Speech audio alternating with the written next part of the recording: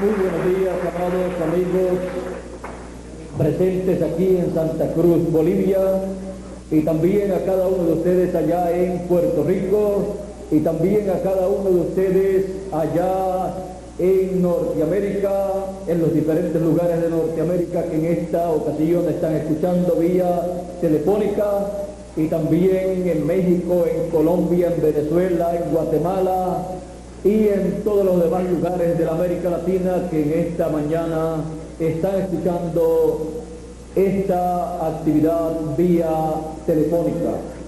Es para mí una bendición muy grande estar con ustedes y traerle a ustedes la palabra, el programa divino correspondiente para este tiempo.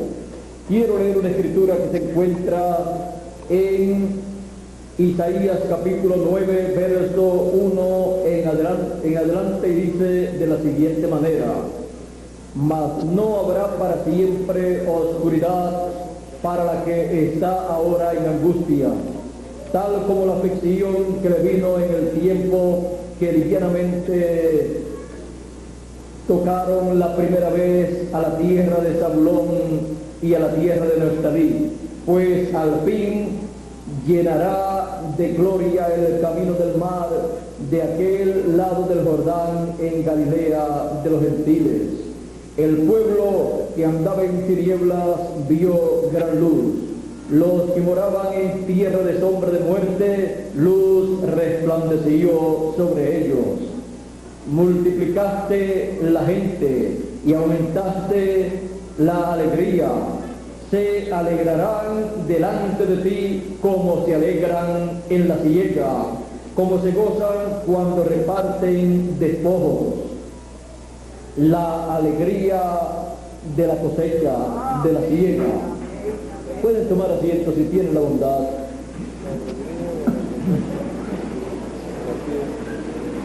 Esta escritura es una escritura profética que habla de la venida del Señor. Y esta escritura tiene un doble cumplimiento. Esta escritura se cumple en su primera venida y en su segunda venida. Ahora vean cómo se cumplió en su primera venida. Cuando Juan fue tomado preso, aquí en San Mateo capítulo 4, verso 12 en adelante, narra todo lo que aconteció. Dice: cuando Jesús oyó que Juan estaba preso, volvió a Galilea y dejando a Nazaret, vino y habitó en Capernaum, ciudad marítima en la región de Zabulón y de Neftalí, para que se cumpliese lo dicho por el profeta Isaías cuando dijo: tierra de Zabulón y tierra de Neftalí, camino del mar, al otro lado del Jordán, Galilea de los gentiles. El pueblo asentado en tinieblas vio gran luz, y a los asentados en región de sombra de muerte, luz les resplandeció. Y esto aconteció cuando el Señor Jesucristo se fue a la tierra de Zabulón y de Neftalí y comenzó allí a predicar la palabra del Evangelio, y allí se estaba cumpliendo esa escritura, y allí hubo gozo de la siega. Allí estaba la alegría de la cosecha manifestada en esa tierra cuando Jesús de Nazaret llegó allí. Allí estaba la primera venida del Señor Jesucristo en medio del pueblo siendo manifestada. Estaba el ministerio del Señor Jesucristo, del Mesías, llevando a cabo la obra correspondiente para aquel tiempo, y el cumplimiento de esas promesas mesiánicas y la predicación del mensaje correspondiente para ese tiempo, que es el año de la buena voluntad del Señor, producía la alegría de la cosecha para aquel tiempo, porque allí se estaba cosechando. Ahora, nadie estaba viendo que se estaba llevando a cabo una cosecha, pero se estaba cosechando. Bien dijo el siervo negligente de la parábola de los talentos cuando estuvo hablando cuando le fue pedida la cuenta de su talento, todos habían dado una buena cuenta al Señor, pero el que recibió un talento escondió su talento en la tierra. Dice: tú me entregaste un talento y yo, sabiendo que tú eras un hombre duro, que tú ciegas cosechas donde no sembraste, yo, sabiendo eso, enterré el talento. Él le dijo: y tú, sabiendo que yo soy así, hiciste eso en vez de darlo a los banqueros, de darlo a las personas que estaban trabajando con los talentos. Lo hubiera dado al que había recibido más talentos. Al que había recibido 5, lo hubieras dado y él lo hubiera multiplicado. Pero enterraste el talento, siervo negligente, siervo infiel. Ahora, esas palabras del Señor a una persona que recibió un talento del Señor, porque lo menos que una persona recibe es un talento. Nadie puede decir que no ha recibido nada de parte de Dios.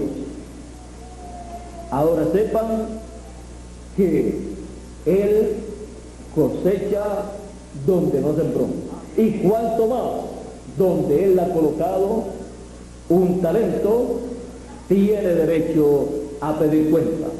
Así es que eso nos enseña que Dios no quiere vagos en su reino. Los vagos, vea usted lo que Él hace con los vagos. Aquí, a los que trabajaron y multiplicaron el talento, el que tenía 5 y lo multiplicó y dijo: 5 me diste, 5 he ganado, ya son 10. Y buen siervo y fiel, en lo poco has sido fiel, en lo mucho te pondré, le dijo a este siervo. Al otro que había recibido otra cantidad, le dijo: tantos talentos me diste y he obtenido tanto más. El Señor le dijo: buen siervo y fiel, en lo poco has sido fiel, porque ven ustedes, aquí en la vida terrenal, aquí estamos viviendo en lo poco, porque estamos en cuerpos terrenales, temporeros, estamos pasando por una vida temporera aquí en la tierra. Así es que por más que usted tenga aquí, por más dinero que una persona tenga aquí, eso es poco comparado con lo que tendrá en la vida eterna. Así es que, por más que uno tenga aquí en la tierra, debe entender que eso es muy poco. El más pobre allá, en el reino de Dios, es millones de veces más rico que el más rico de esta tierra.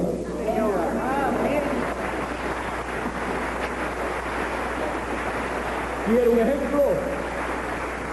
Busque al hombre más rico que esté viviendo en esta tierra, porque ya se han muerto algunos, y búsquelo y pregúntele si con todo lo que él tiene, él puede comprar la vida eterna. Hubo muchos ricos en la tierra y ninguno lo pudo lograr con todo lo que tenía. El hombre o joven rico de la parábola del Señor, tanto de aquel evento que aconteció y luego de la parábola, aún con todo lo que tenía aquel hombre rico, se fue ¿a dónde? Al infierno.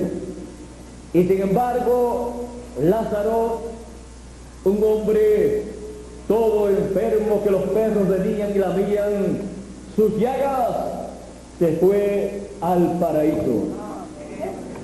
Así es que podemos decir del rico, pobre rico, se fue al infierno. Así es que no era tan rico nada. Pobre rico. Y Lázaro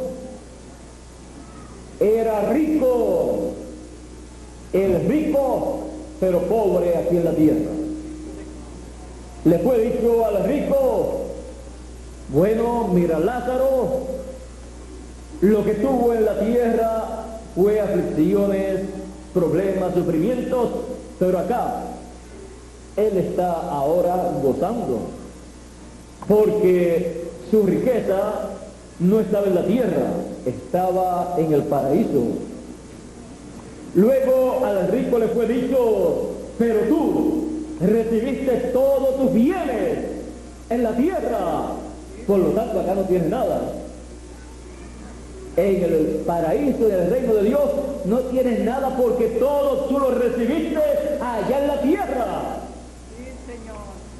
Eso es una enseñanza muy grande para todo ser humano. Hay personas que quieren tener las riquezas acá, pero es mejor tenerlas allá.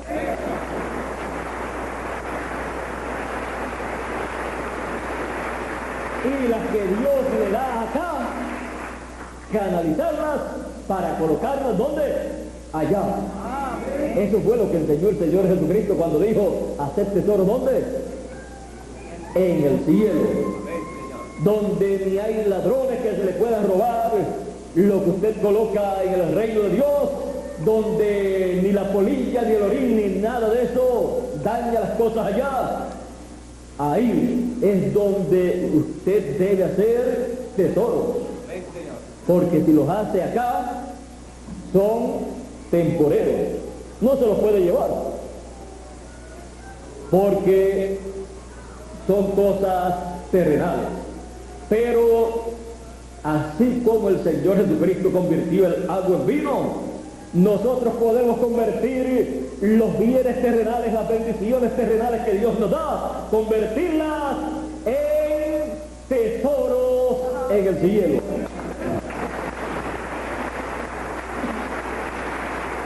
Y Él dijo, hacer tesoros en el cielo. Hay una forma de hacer esos tesoros, y es luchando, trabajando en el reino de Dios, en el programa divino que corresponde para el tiempo en que uno vive, y ahí es que estamos haciendo tesoros en el cielo. Vean ustedes que al joven rico el Señor Jesucristo le dijo, cuando él quiso saber cómo obtendría la vida eterna, ¿qué haré para tener la vida eterna? El Señor comenzó a preguntarle los mandamientos, ¿sabes? Él dijo, sí, desde niño los he guardado. Un hombre impecable.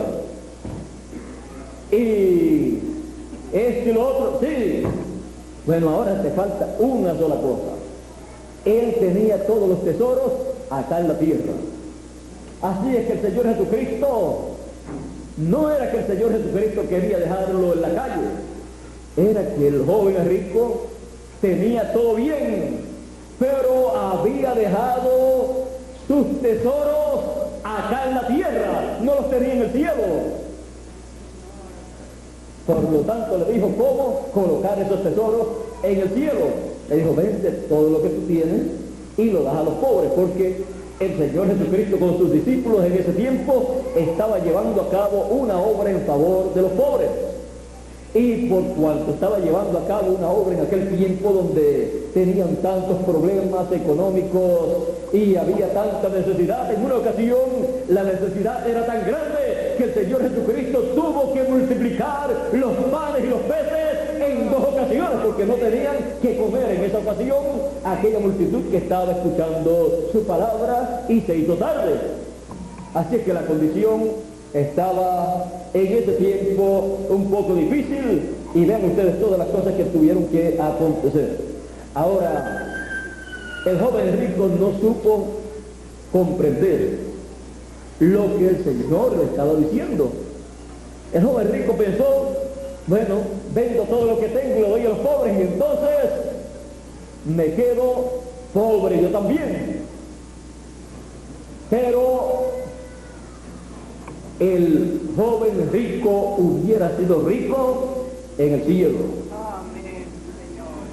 Él hubiera tenido entonces sus tesoros en el cielo, haciendo lo que le dijo el Señor Jesucristo: vende todo lo que tienes, lo das a los pobres y tendrás tesoros en el cielo. Tendrás tesoro y vida eterna y todas estas cosas que tú deseas. Pero hay personas que desean ciertas cosas del reino de Dios, pero no entienden que hay un mecanismo, una mecánica, una forma para obtener todo lo que uno desea en el reino de Dios. Así como cuando usted desea obtener algo de aquí de la tierra, hay una forma para usted obtenerlo. Si usted desea ropa, pues hay forma para obtener la ropa. Va a las tiendas y la compra, o compra la tela y la manda a hacer. Cuando quiere comida, va y compra la comida y luego la prepara o la compra hecha. Siempre hay una forma para obtener las cosas, y así es en el reino de Dios. Ahora, vean ustedes que este joven rico perdió la bendición de Dios, y sus tesoros que los dejó aquí en la tierra se perdieron también. Así es que no aprovechó la buena oportunidad que tuvo de almacenar sus tesoros en el cielo. Y por eso el Señor también, Jesucristo, dijo: es más fácil a un camello entrar por el ojo de una aguja. No es una aguja de esas de coser, que algunas veces la idea seguida, como es lo que conocemos, no tiene la idea que es una aguja de coser, así es que tendría que ser un camello bastante pequeño, pero más bien allá en Israel, pues una aguja en una entrada, un portón, una puerta, por donde entran las personas, pero un camello con la joroba que tiene, entonces se le haría difícil pasar por ahí, porque no es tan alta la puerta y un camello es bastante alto. Pero dijo: es más fácil a un camello pasar por el ojo de una aguja que un rico entrar en el reino de Dios. Es que los ricos han colocado su corazón acá en la tierra, en sus tesoros terrenales, y piensan que esos tesoros terrenales que tienen es todo para ellos, y han colocado su corazón en esos tesoros terrenales. Y usted los ve que se levantan muy temprano y se acuestan muy tarde multiplicando esos tesoros. Y vean, eso no es vida. Más bien la vida está en la palabra de Dios, en el programa divino que corresponde para el tiempo en que uno vive. Por eso él dijo: mis palabras son espíritu y son vida. Pero el dinero no, los tesoros terrenales no. Los tesoros terrenales se tienen por un tiempo, y cuando la persona se va, se quedaron para los hijos, o para el gobierno, o para los nietos, y allá, si no los disfrutó la persona y los usó en el reino de Dios, allá los hijos o los nietos los van a usar como ellos deseen usarlo, y no les podrán enviar nada allá donde se encuentra la persona. Así es que el que almacena tesoros aquí en la tierra los almacena para otra persona, pero el que almacena tesoros en el reino de los cielos los almacena para él. Es la misma persona la que se va a beneficiar en el reino de Dios cuando pase al reino de Dios. Ahora,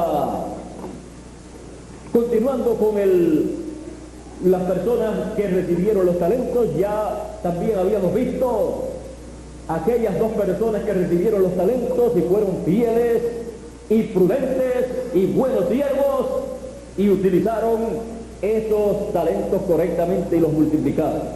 Ahora el siervo que lo escondió, recibió un talento y lo escondió, ese siervo fue un siervo malagradecido,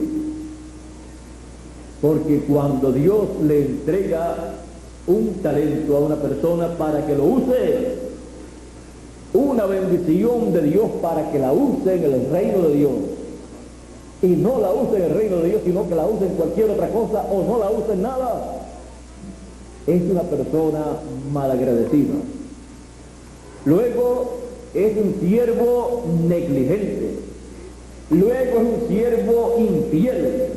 No fue fiel al que le entregó ese talento para que lo usara en la obra del que se lo entregó. Vean ustedes, hay muchas personas aquí en la tierra que tienen muchos talentos.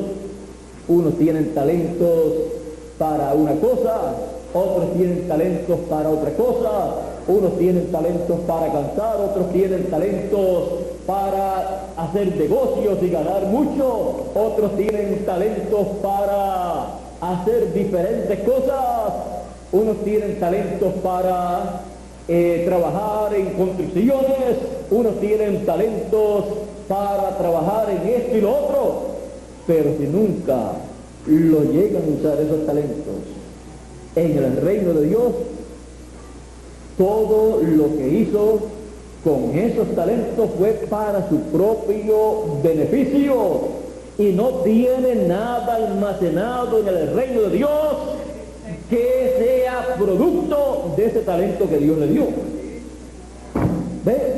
Ahora, por esa causa, yo siempre he hecho una cosa, y es que cuando en la obra de Dios se va a llevar a cabo un trabajo, yo trato siempre de no pagar a compañías o personas de afuera para que hagan el trabajo, sino darle la oportunidad a los creyentes para que trabajen en el reino de Dios y almacenen tesoros en el cielo.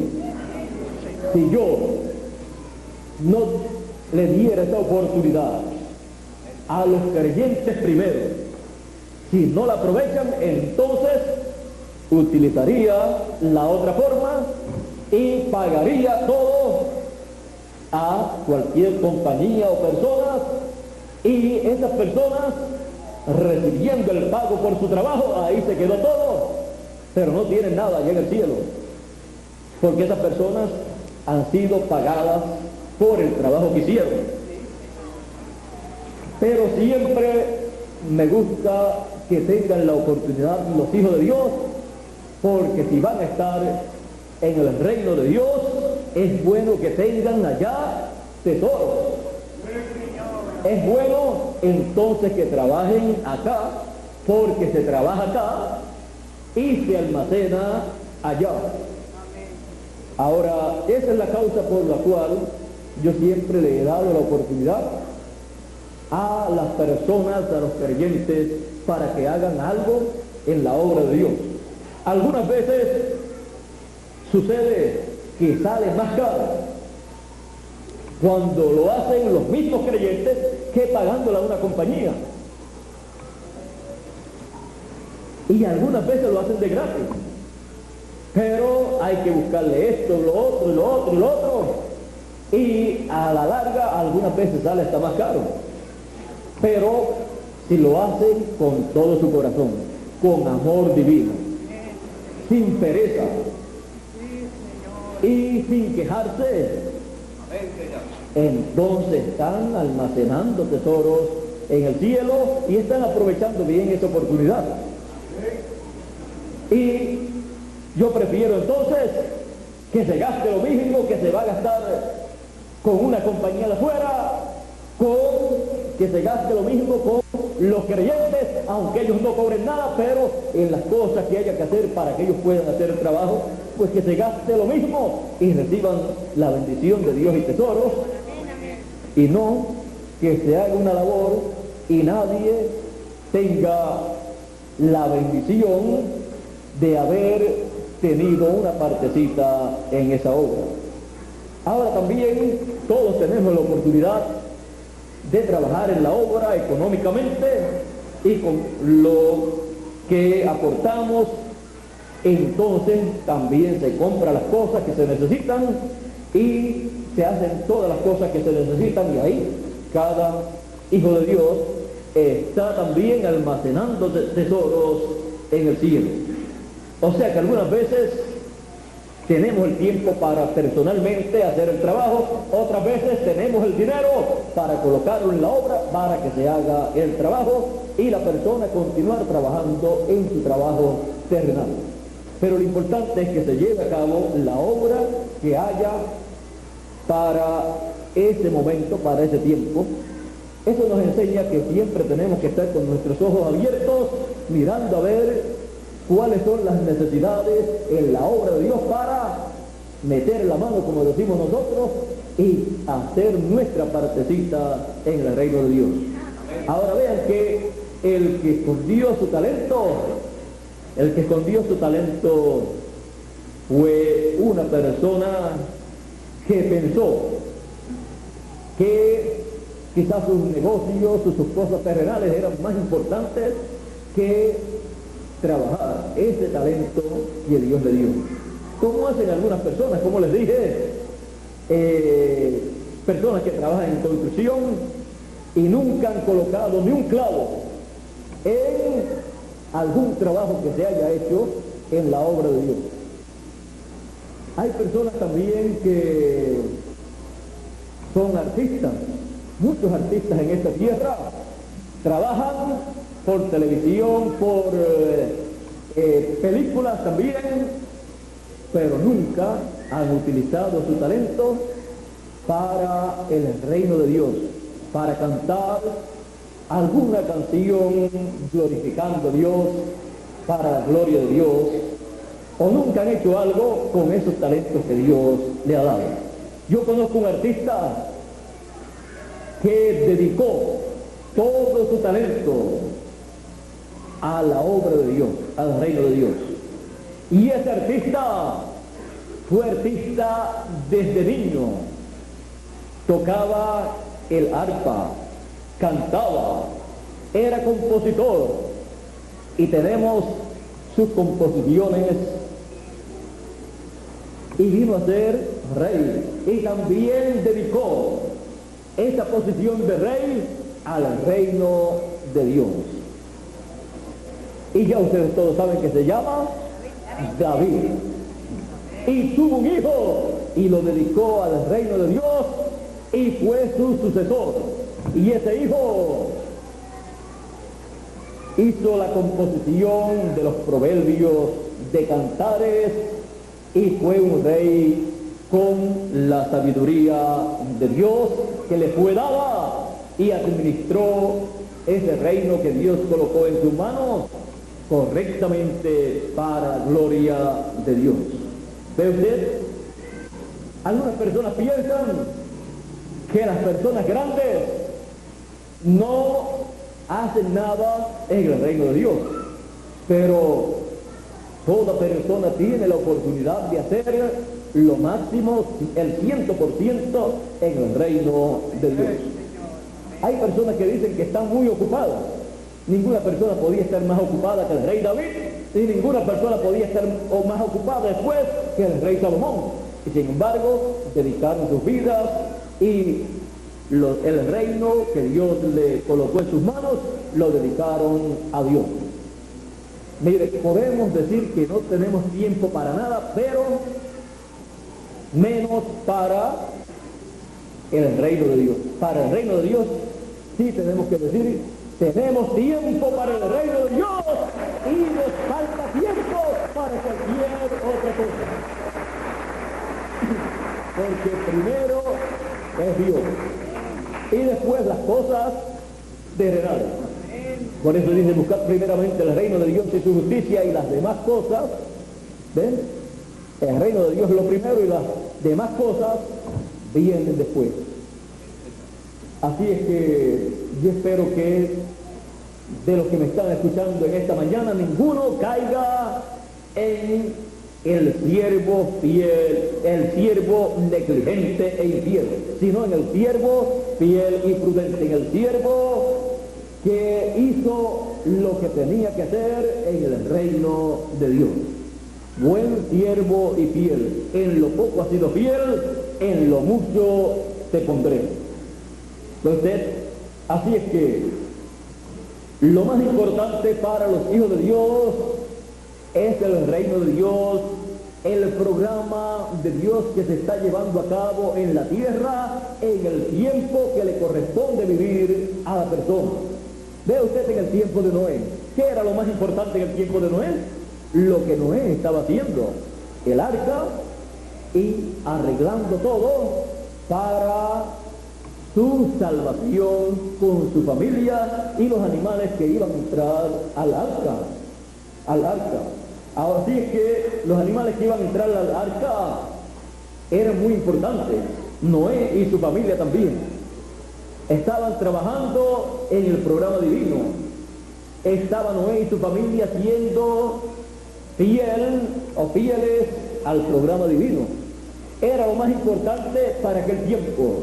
Y cuando vino el diluvio, ve usted, lo que estaban haciendo conforme al programa divino para ese tiempo, se salvaron. Los que no estaban trabajando en ese programa se quedaron fuera del arca y vino el diluvio y se los llevó a todos. Podían decir que no tenían tiempo, podían decir que no creían ese mensaje, podían decir que estaban muy ocupados en sus negocios terrenales, pero ¿de qué les sirvió todo eso? De nada, porque lo terrenal es temporero y lo terrenal no lleva a la persona al cielo. Lo terrenal es algo que Dios nos permite tener aquí para sobrevivir.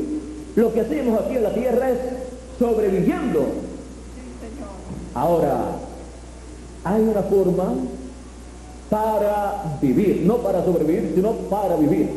Y es escuchando la palabra. El que oye mi palabra tiene vida eterna. Y el que esté escuchando la palabra, el mensaje que corresponde para su tiempo, está viviendo.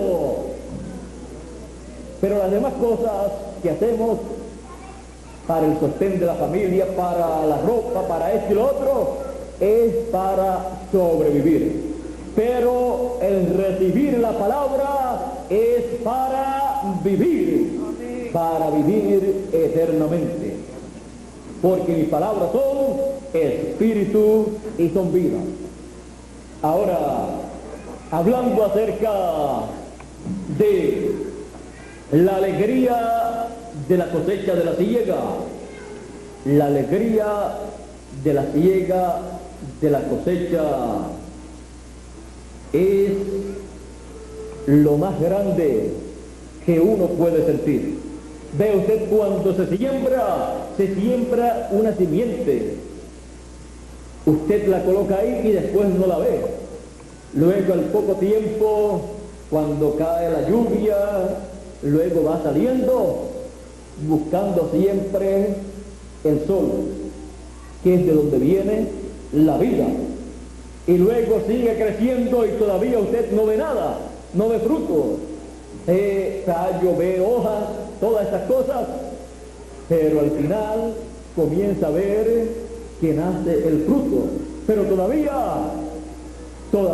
no está viendo todo lo que debe ver.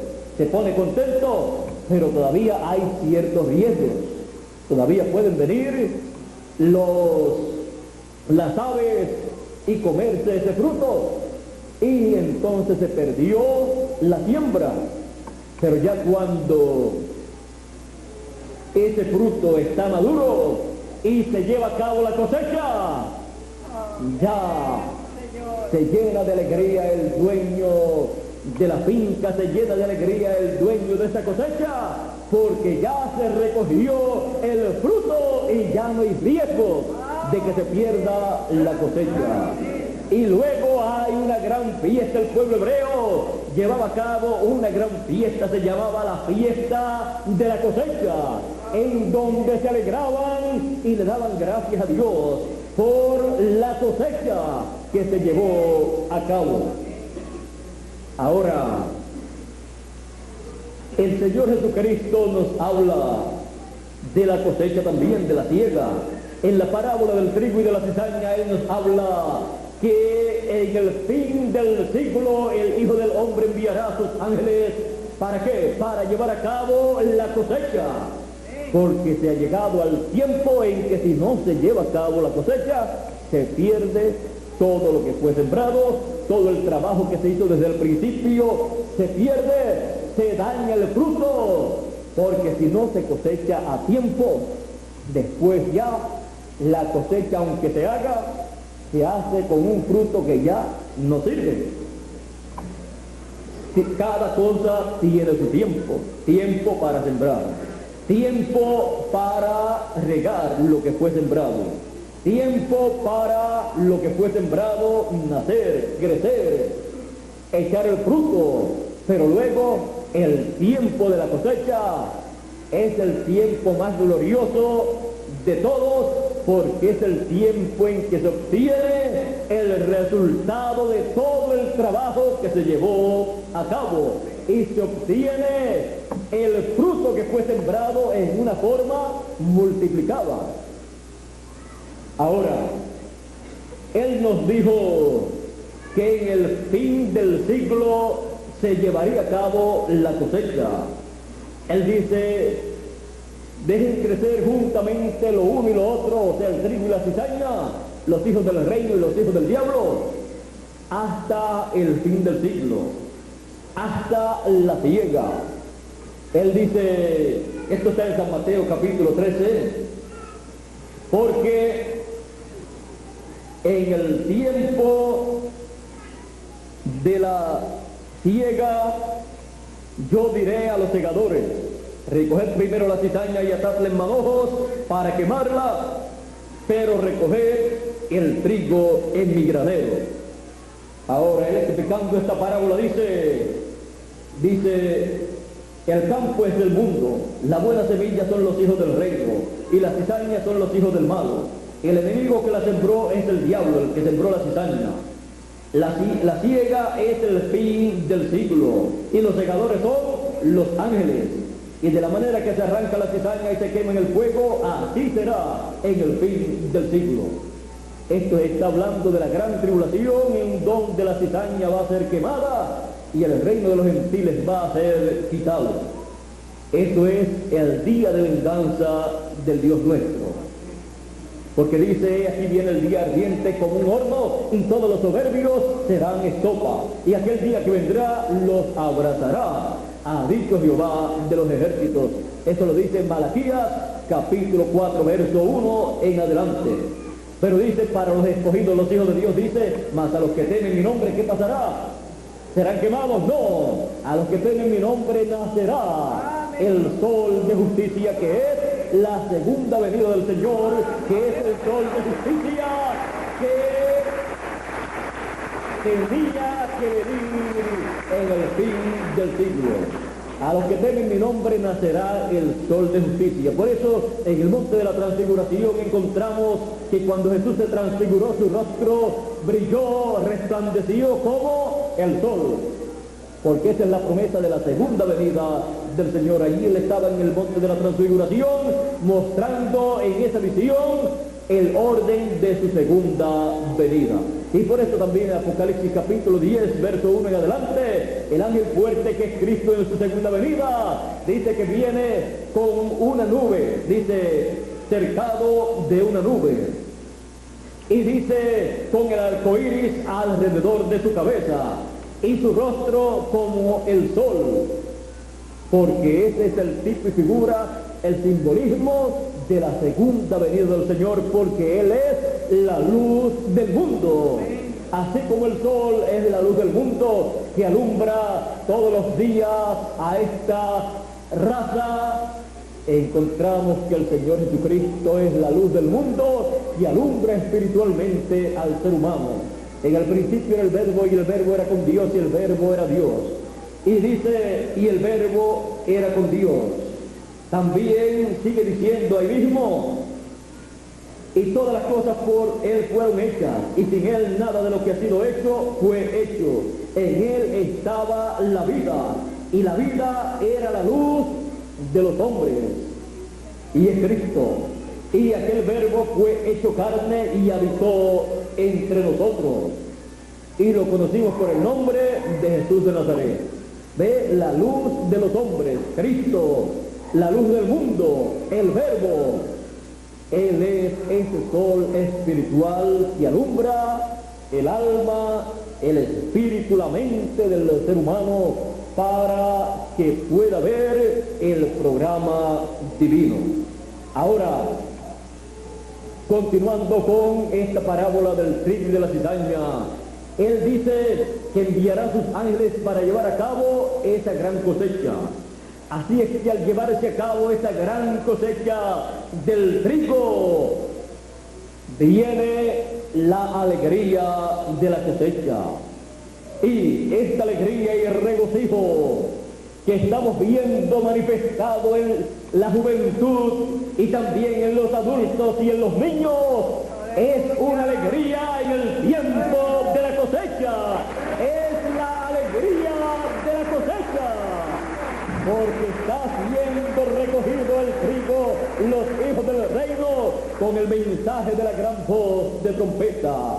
Él dijo en Mateo 24:31, y enviará a sus ángeles con gran voz de trompeta y juntarán a sus escogidos, juntar a los escogidos, recoger el trigo, recoger a todos los hijos de Dios. Y al ver a los hijos de Dios recogidos en cada país y siendo recogidos los que faltan, eso produce alegría. Es la alegría de la cosecha que está siendo manifestada al ver que la siembra y la labor que se ha hecho a través del tiempo no se ha perdido, sino que en este tiempo final de la cosecha se está recogiendo el fruto, se está recogiendo el trigo, se está recogiendo a cada hijo de Dios que está viviendo en esta tierra, y también se recogerán a los que están en el paraíso, que fueron sellados en las edades del pasado, y todos regresarán a la tierra, los que partieron, y los que estamos aquí estaremos en la tierra en cuerpos eternos, glorificados, y continuaremos en una forma más abundante con esa alegría de la cosecha, porque estamos viviendo en el tiempo de la cosecha. Estamos viviendo en el tiempo más grande y glorioso de todos los tiempos. Por eso, cuando esto mismo aconteció 2000 años atrás en la tierra de Israel, en los días del Señor Jesucristo, encontramos que aquellas personas en la entrada triunfal del Señor Jesucristo a Jerusalén estaban llenos de alegría, de regocijo. Y dice en San Mateo 21, verso 4 en adelante, todo esto aconteció para que se cumpliese lo dicho por el profeta Isaías cuando dijo: decid a la hija de Sión, he aquí tu rey viene a ti, manso y sentado sobre una asna, sobre un pollino, hijo de animal de carga. Y los discípulos fueron e hicieron como Jesús les mandó, y trajeron el asna y el pollino, y pusieron sobre ellos sus mantos, y él se sentó encima. Y la multitud, que era muy numerosa, tendía sus mantos en el camino, y otros cortaban ramas de los árboles y las tendían en el camino. Y la gente que iba delante y la que iba detrás clamaba diciendo: Hosana al Hijo de David, bendito el que viene en el nombre del Señor, Hosana en las alturas. Cuando entró él en Jerusalén, toda la ciudad se conmovió diciendo: ¿quién es este? Y la gente decía: este es Jesús, el profeta de Nazaret de Galilea. Y entró Jesús en el templo de Dios y echó fuera a todos los que vendían y compraban en el templo, y volcó las mesas de los cambistas y las sillas de los que vendían palomas, y les dijo, escrito está, mi casa, casa de oración será llamada, mas vosotros la habéis hecho cueva de ladrones. Y vinieron a él en el templo ciegos y cojos y los sanó. Pero los principales sacerdotes y los escribas, viendo las maravillas que hacía, y a los muchachos aclamando en el templo y diciendo, Hosana al Hijo de David, se indignaron y le dijeron, ¿oyes lo que estos dicen? Y Jesús les dijo, sí, nunca leísteis de la boca de los niños y de los que maman, perfeccionaste la alabanza. Y dejándolos, salió fuera de la ciudad a Betania y posó allí. Ahora ven ustedes, los discípulos del Señor y estos niños estaban llenos de alegría, tenían la alegría de la cosecha. Pero los que no tenían esa alegría estaban llenos de ira, porque cuando las personas no están alegres y ven a otras personas que están muy alegres, en vez de ponerse alegres también y averiguar por qué están alegres, se ponen serios y se ponen bravos porque ven a la gente alegre. Y no debe ser así. Más bien, cuando uno ve a las personas contentas, alegres, uno debe darle gracias a Dios que hay personas que están contentas, que están alegres, que están felices, porque es que no puede una persona tener felicidad si no está alegre, y no puede una persona estar alegre si no está feliz, y no puede estar feliz si no está alegre. Así es que la persona se siente feliz porque está satisfecha, se siente alegre porque algo le ha causado esa alegría. Y aquí, la verdadera alegría del fin del siglo es la alegría de la cosecha, porque es una alegría que viene de parte de Dios. Y si es una alegría que viene de parte de Dios, no es una alegría ficticia, como la alegría que sienten las personas cuando se toman algunos tragos y se ponen alegres, pero ya cuando le pasa todo, se les fue la alegría. O cuando están en alguna fiesta se sienten alegres, pero pasó la fiesta y pasó la alegría también. Al otro día amanecen tomando sopas o tomando jugo de tomate para resolver los problemas que obtuvieron en la fiesta, que tenían un poco de alegría. Después lo que tienen son problemas y se les fue la alegría. Pero la verdadera alegría es la alegría para este tiempo final, la alegría de la cosecha. Como se alegran en la siega, en la cosecha, Él dijo que nos alegraríamos nosotros. Y como se alegraron los discípulos del Señor y aquellos niños, nos alegraríamos nosotros en este tiempo final. Ahora ven ustedes, la gente no estaba viendo nada que estaba siendo cosechado. Toda palabra de Dios es una simiente. Y cuando esa palabra ha venido a la tierra y ha sido hablada por un profeta, esa palabra ha sido sembrada. Y tenemos en la Escritura, en el Antiguo y Nuevo Testamento, mucha palabra simiente o mucha simiente palabra aquí en la tierra. Y esa palabra tiene que producir, tiene que nacer, crecer y producir el fruto. Cuando el Señor Jesucristo apareció en la tierra, era la palabra que había sido sembrada, era la palabra simiente. El profeta Isaías dijo: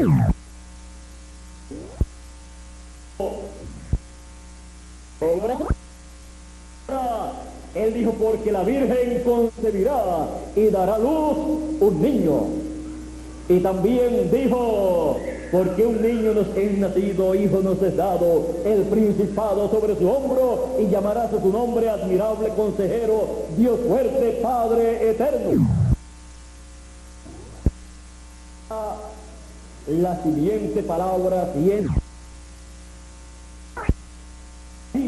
en este planeta Tierra y siendo colocada en letra.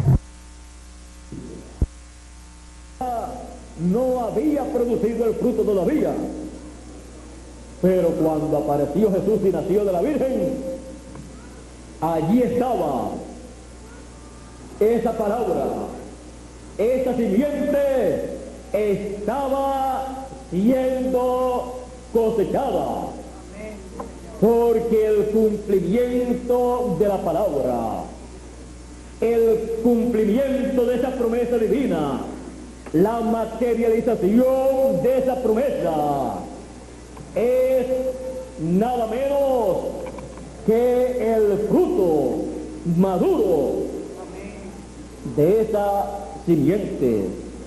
Y allí los discípulos que estaban siguiendo a Jesús y entrando a Jerusalén con él, estaban en esa gran cosecha de todas esas promesas divinas que habían sido dadas, que habían sido sembradas, pero ahora estaban cosechando el resultado de esas profecías de los profetas del Antiguo Testamento.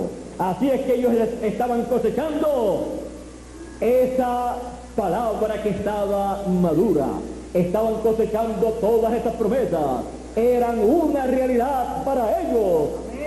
Vean ustedes, los ministros de aquel tiempo, el sumo pontífice y todos ellos podían decir: yo tengo la palabra del profeta Isaías que dice, la Virgen concebirá y dará a luz un hijo.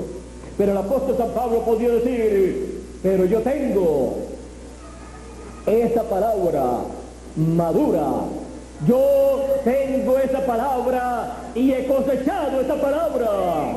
Y podía poner el brazo sobre Jesús y decir: y yo tengo el Hijo de la Virgen que ella concibió y dio a luz, y no lo tengo en letra sino en carne humana.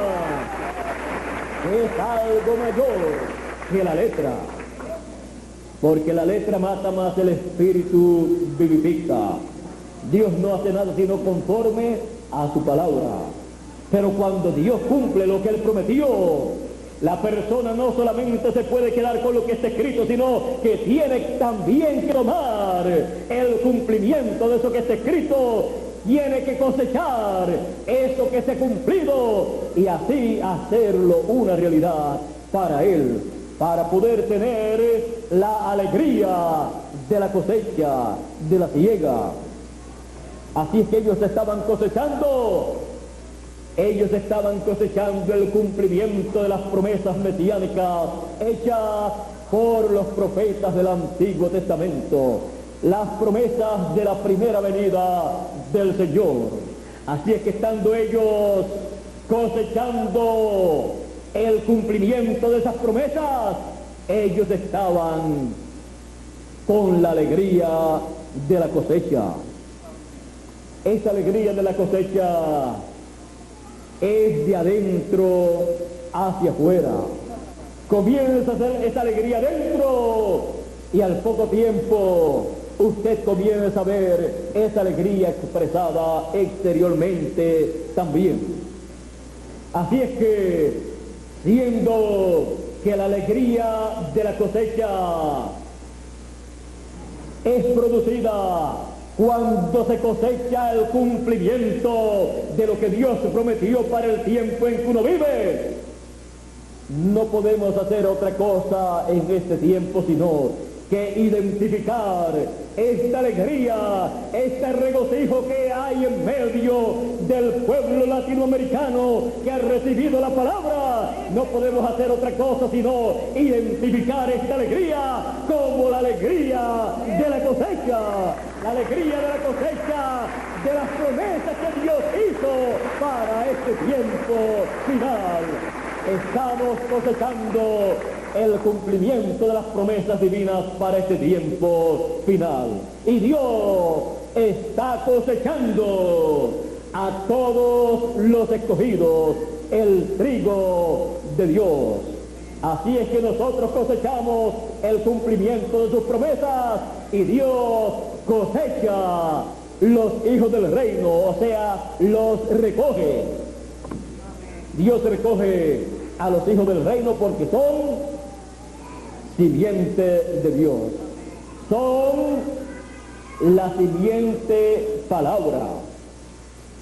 Porque usted es una simiente palabra. Ahora, Él habló de los escogidos, de los hijos de Dios, y dijo que serían recogidos. Y cuando los hijos de Dios en este tiempo final han estado siendo recogidos, ¿qué se ha estado recogiendo?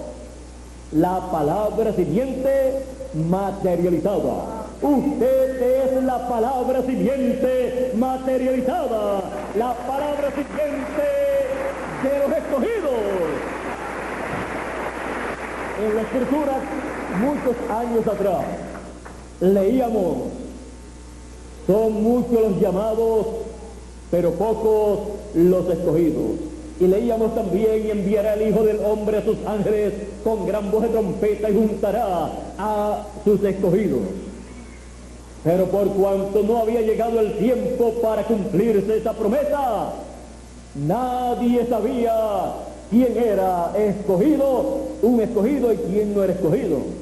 Y todos decíamos en nuestro corazón: yo deseo ser un escogido. Y nos preguntábamos: ¿seré o no seré? Y estábamos esperando algo de parte de Dios. Y quizás no sabíamos lo que era, pero dentro de nuestra alma teníamos un clamor. Por eso, aunque no sabíamos lo que era, pero era la gran voz de trompeta que nos llamaría y nos juntaría en este tiempo de la cosecha.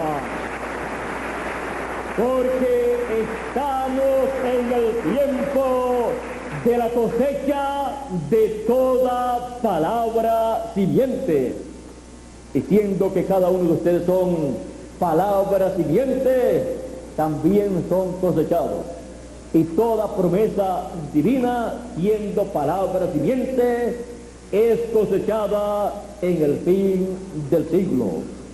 Y eso causa la alegría de la cosecha. Esa alegría y regocijo que hay en nuestros corazones y que se está expresando exteriormente no es otra cosa sino la alegría de la cosecha. Yo me siento muy feliz, muy contento en ver esa alegría en cada hijo de Dios.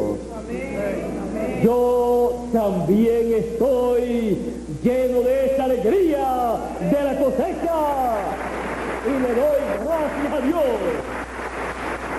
por esta gran cosecha de la palabra en este tiempo final. La alegría de la cosecha.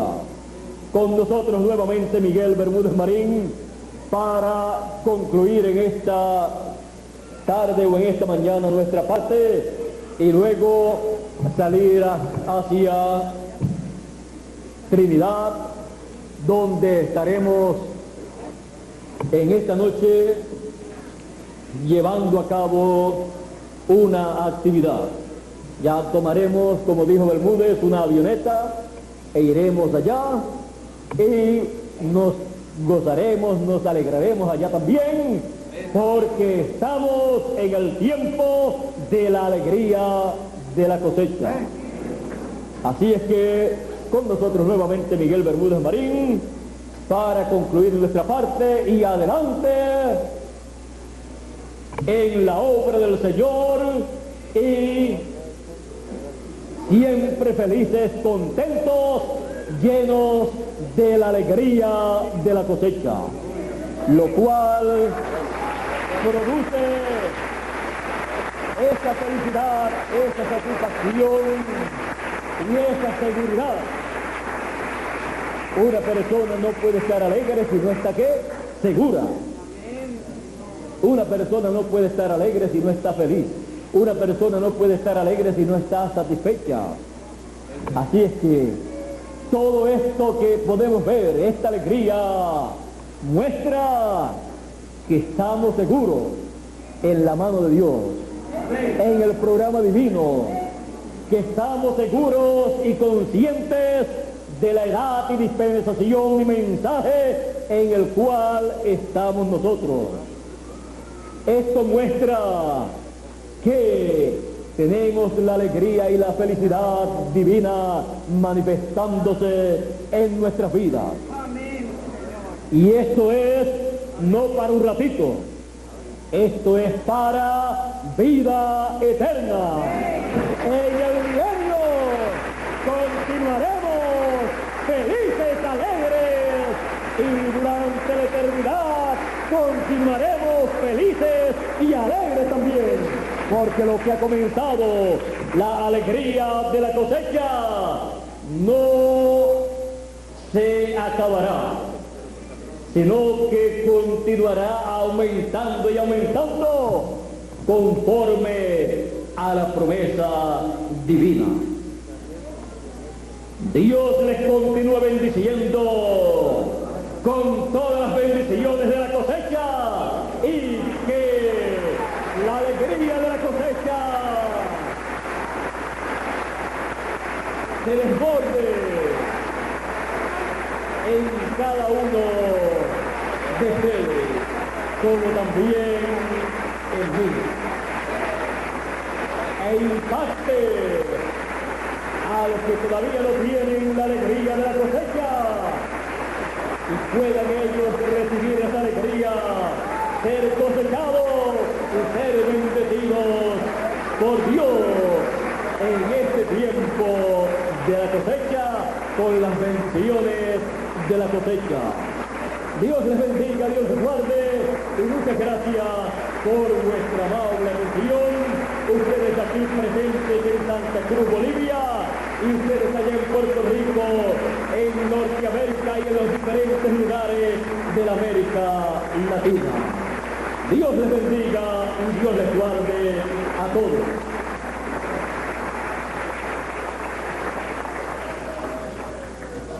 Gracias a Dios por este